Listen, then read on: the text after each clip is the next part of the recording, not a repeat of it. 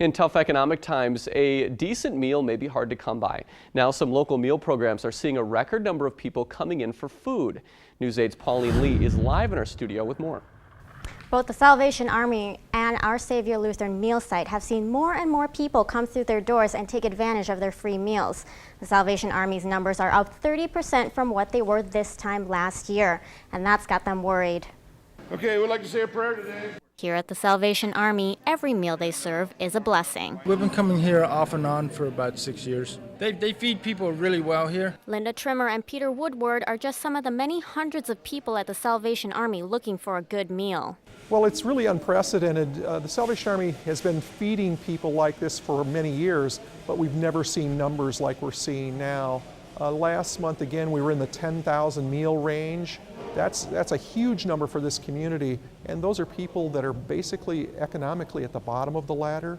Serving 3 meals a day plus a snack, the Salvation Army first saw a spike in numbers over the summer.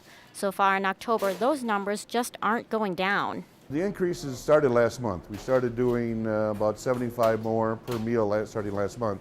This month, over last month, we're doing about 120 more a day. So that's a major increase, and we're seeing anything but the numbers growing. The last 3 or 4 days, the numbers even increased over that. Over at Our Savior Lutheran meal site, they've also seen more people taking advantage of their dinners every Tuesday night. Actually, in the last year, we saw our increase. Over the summer months, we usually peak and we go down on a bell curve, and that bell curve really hasn't gone down. It's stayed relatively steady. Because of generous local support and donations, they're holding up well to make sure everyone coming through their doors has a good meal.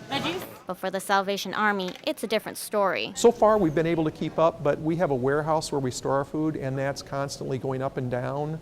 We're constantly looking for new sources of food. Even so, serving others will always be their main priority. Everybody is served no matter what. We always find them something. Nobody goes away hungry, ever.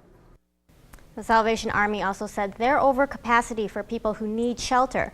They actually have a waiting list for people to get in, and they say homelessness and hunger go hand in hand. So they're not expecting a decrease in these numbers anytime soon. All right, thank you, Pauline.